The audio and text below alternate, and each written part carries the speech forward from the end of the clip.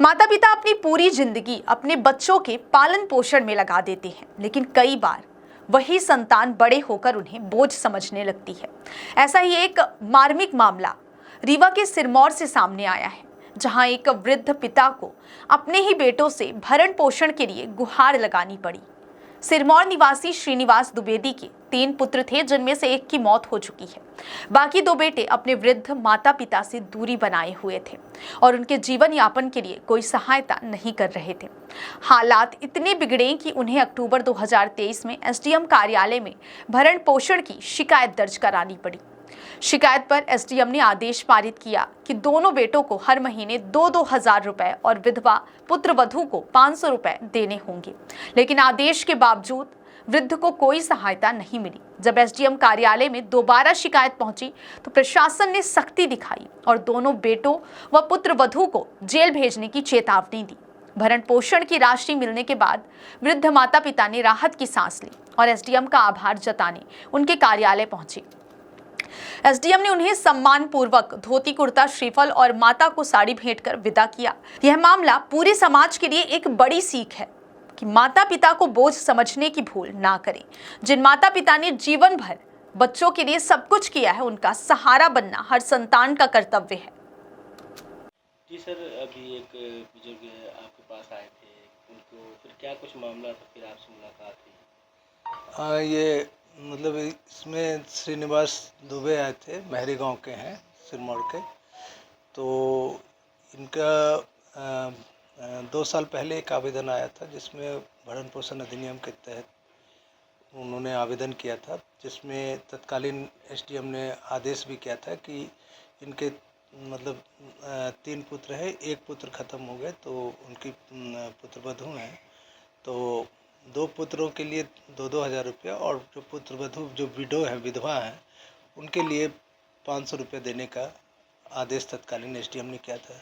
लेकिन ये लोग जो है उनको टाल मटोल कर रहे थे और पैसा दे नहीं रहे थे, लगातार वो परेशान थे और हमारे कार्यालय में भी आ रहे थे, विभिन्न फोरम पे भी वो गए। उसके बाद हम लोगों ने इसमें थोड़ा सा ये करते हुए पुलिस को लिखा कि इनके दोनों बच्चों को हमारे न्यायालय में उपस्थित कराया जाए। तत्पश्चात पुलिस ने एक दिन में इनके एक बच्चे जो विजय दुबे है, वो रीवा में कुछ काम करते हैं, उनको लाए तो उनको फिर समझाइश दी गई तो उन्होंने 28,000 का चेक उन्होंने तत्काल जमा कर दिया।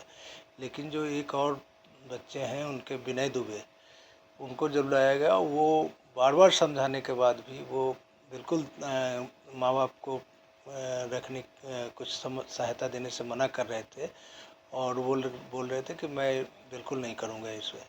तो इस पर फिर प्रशासन सख्ती करके उसको एक मतलब तो जेल भेजा गया।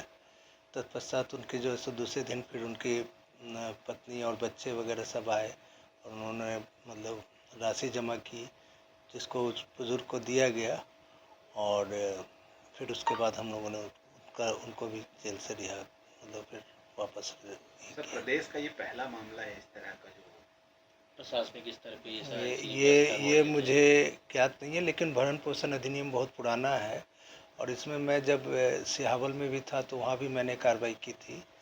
तो इसमें और भी जिलों में हुई होंगी कार्रवाई, मुझे इसका ज्ञान नहीं है कि मतलब पहला है।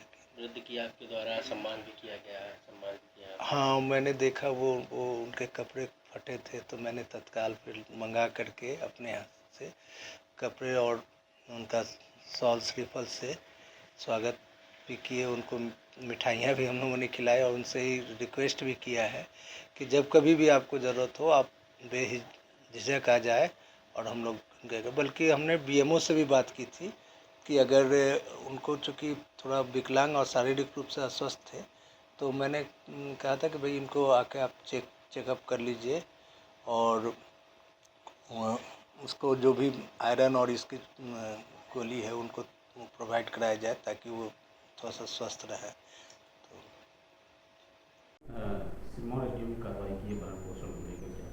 भरण पोषण अधिनियम के अंतर्गत आज एसडीएम सिरमौर ने एक ऑर्डर किया है। आदेश बेसिकली पहले का था, इसमें एक आवेदक हैं श्रीनिवास दुबे, उनके 3 बेटे हैं, जिनमें से 2 बेटे अभी भी हैं और वो यहाँ एक गांव में रहते हैं और एक रीवा में रह करके अपना कार्य कर रहे हैं। लेकिन दोनों में से कोई भी उनकी पत्नी और उनका भरण पोषण नहीं कर रहा था। इसीलिए जो भरण पोषण अधिनियम के अंतर्गत जो शक्तियाँ प्राप्त हैं, उसमें एसडीएम ने ऑर्डर किया है कि दोनों जो बेटे हैं उनको 2-2 हज़ार रुपये की राशि भत्ते के रूप में अपने माता पिता को देनी है, ताकि उनका भरण पोषण हो सके।